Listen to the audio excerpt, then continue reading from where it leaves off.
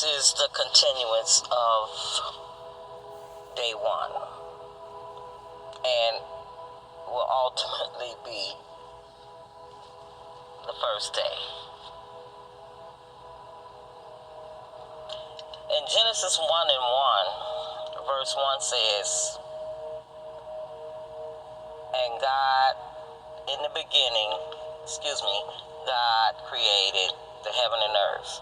Verse 2, and the earth was without form and void, and darkness was upon the face of the deep. And the Spirit of God moved upon the face of the waters.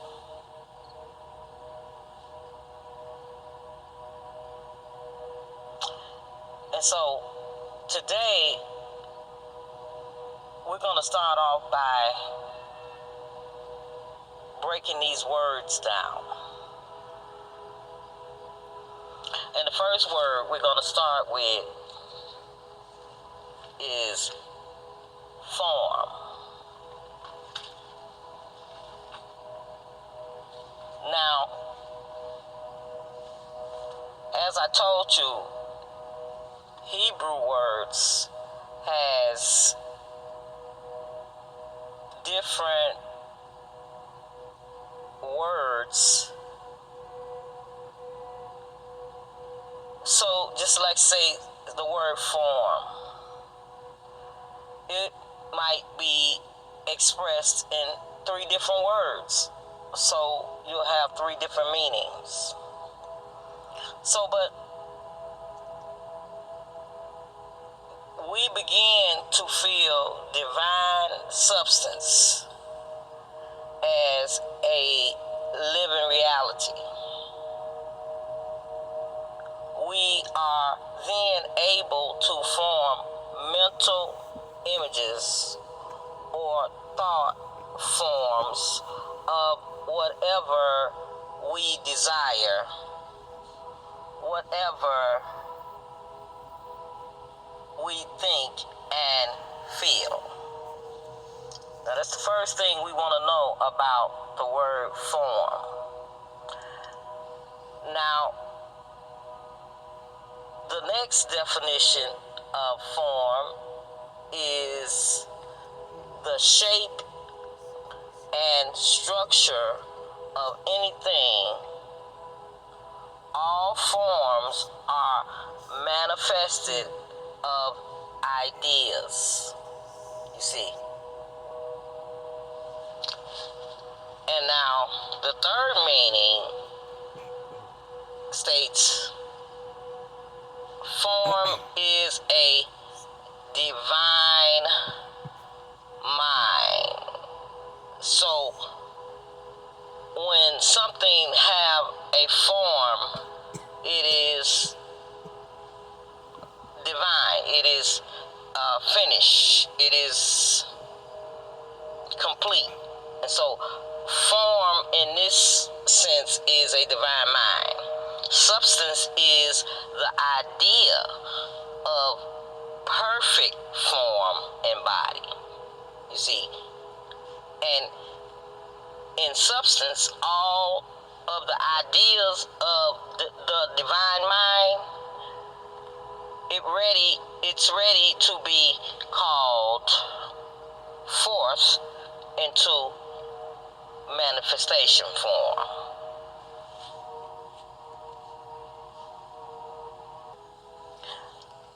Now, the next word is the word void. And it also has several meanings. But the Hebrew word for the first void we're going to talk about, it means self-will. And the word is Sheva. S-H-E-V-A. Hebrew word for void. So it's telling us that you got a void because you self-willed and you don't take on the will of the Father. You got a void because you are covetous. That's the next word. You got covetous desires. The next word is self-satisfaction, and which is running rapid. And this is why you have a void. Then you got emptiness. So many people is empty, you know, and it's not feeling not even their best, less known happy. And while it was going on anyway, this COVID just put it on 10. The next word is vanity. You void because you're dealing in vanity and evil. Okay? You void because of that. Wickedness, you void because of that. Nothingness, you void because of that. Now this next word is bukai, and it's spelled Hebrew word called bukai, and it's spelled Bukki, and it means the mouth of Yah. So what is it telling us? We void because we are not being the mouth of Yah. Okay? And it's why we are covetous and evil and self-will, because we're not being the mouth of Yah.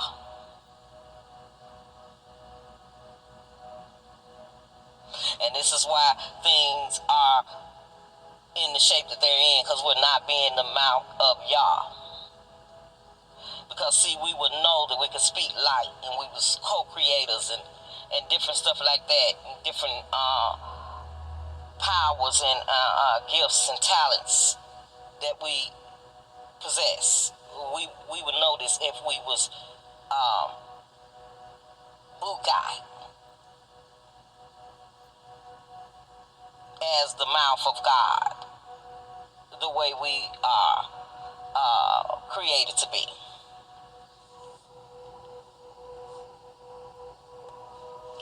Now the next word is the word darkness. And the first definition is void of light. But then this Hebrew word pronounced Araphel,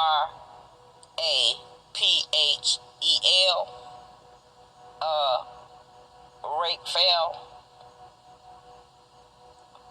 means darkness, but it also adds that Raphael has a meaning that is something more than just darkness. Now, this is what it says when you look it up. So of course, I'm gonna go further. Now, when I go to the word Araphel, it says the meaning of it is fog. Wow. F-O-G. Just like the dark clouds. They form the same. And it says generally used in reference to the apocalypse.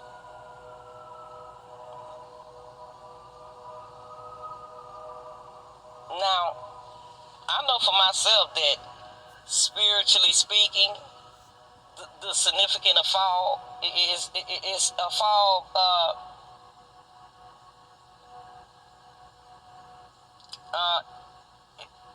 illustration, it's obscurity.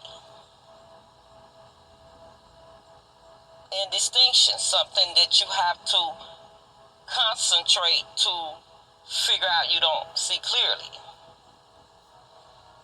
And in the Bible, it is an image preceding great revelation.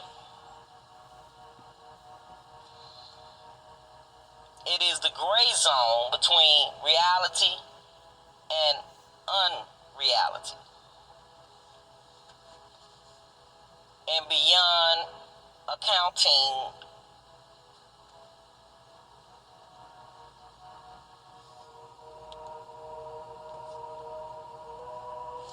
it can represent approaching death. So this thing is serious, it's deep. Or isolation. Fog is so mystical and beautiful. In the sense of the weather, but in the sense of darkness in your life and something going wrong, this can be heavy, a heavy burden. This is something is mysterious about the fog. Maybe because it is not in a solid state and it floats in the air. I don't know, but fog is tied to the element of water.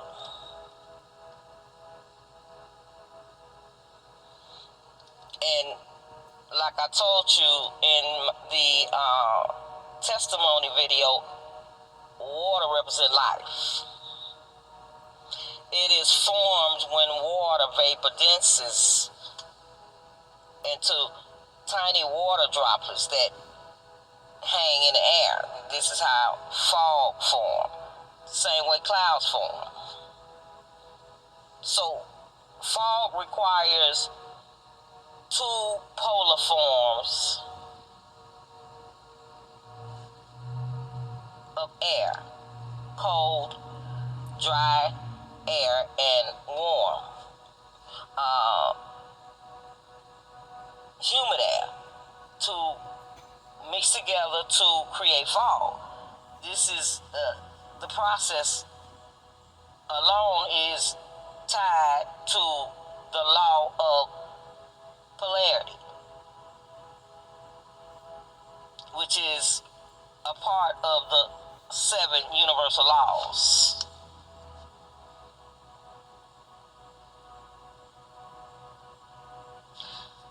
Everything has a polar opposite, and that creates balance within the universe. Just like dark and light, you gotta have both. God didn't abolish the dark, he just separated it from the light. But I ain't talking about that. So if you view fog from this perspective, it will give you more insight. Fog can be really thick and hard to see through.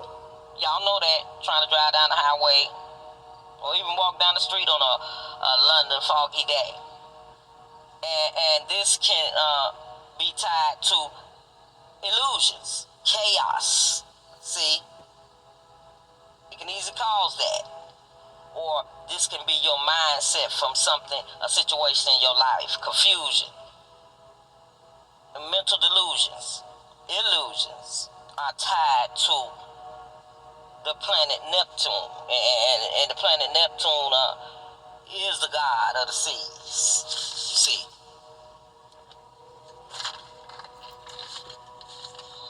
fog represents the unconscious mind. Also, as human beings, we all share things that we don't want to deal with into our unconscious minds, like throwing stuff in the closet, unwanted fears and shame and undigested emotions, unresolved emotions and feelings, childhood wounds and traumas, and whatever. But whenever we ignore these things that you don't want or we don't want to deal with, it doesn't go away. But it hovers over us and all around our face.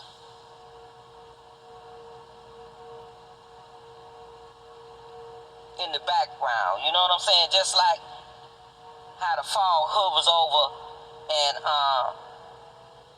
an open field and a warm lake.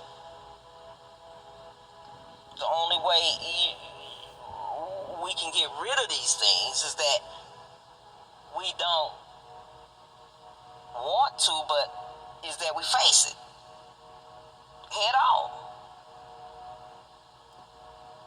and handle your business. That's exactly how fog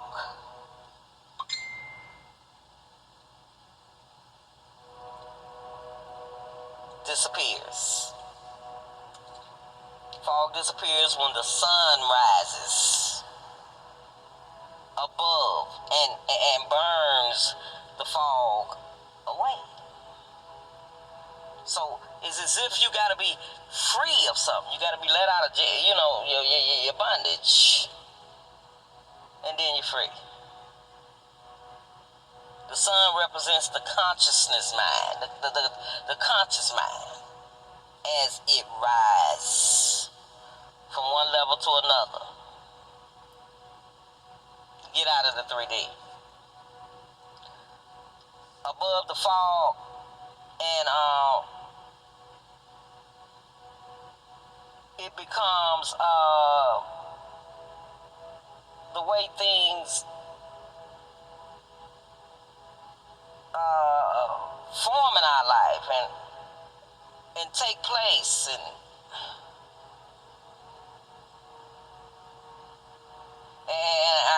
all I can tell you is when you face it, I don't know the outcome of everybody, but it like it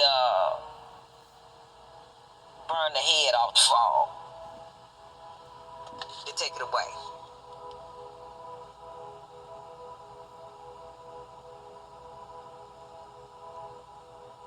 Another head off a giant.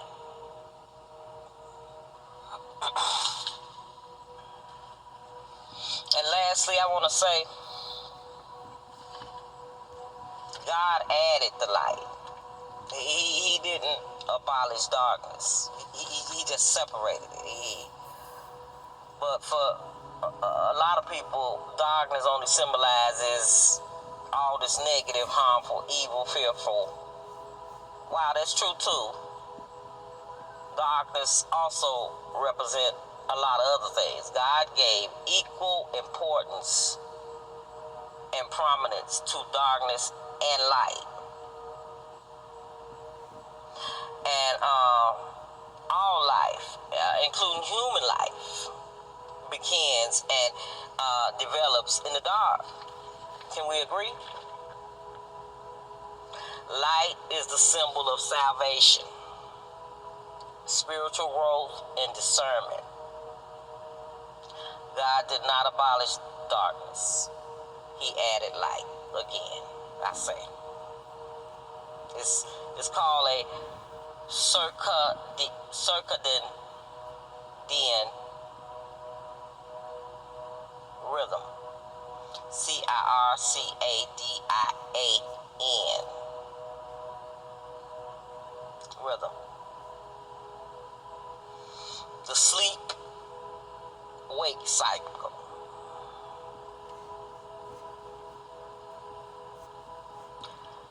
We sleep in the dark. Things grow in the dark. Heal. If this dark sleep cycle is disturbed, our health can be affected. So they let you know how important the darkness is as well. It just depends on what sense you are, speaking of darkness, in. Disturbed circadian rhythm can increase the chances of cardiovascular events and obesity and neurological problems. And I know about the cardiovascular part from my mom. You know, she was a nurse and she worked the graveyard shift, and she worked years, and she did develop heart problem because the body is designed to sleep when it's supposed to sleep and wake when it's supposed to wake. Lay down with the darkness and wake up with the light.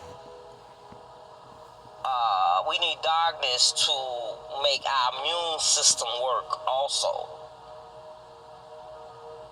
You know, our bodies produce the hormones called melatonin in the dark, which helps fight diseases such as, you know, breast cancer and prostate. So if you're working at night, you know, like my brother I can understand why he had to deal with that once upon a time, because it's vital to us, and we don't know how. We take it for granted because we don't know how vital it is to follow the moon cycles and get up when the sun rises and lay down and all these stuff. We got goodies that we missing out on because of. We want to hang out all night. I guess it's fine sometime, but I think if we get the most of the rotation and the rhythm with the universe, I think we'll do good. And I want to say, what else I want to say?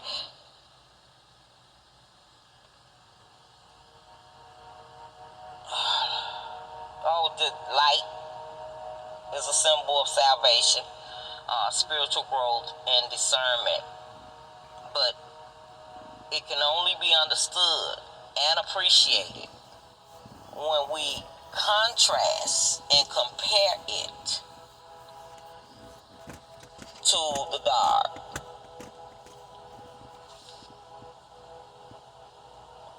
And the evening and the morning was the first day.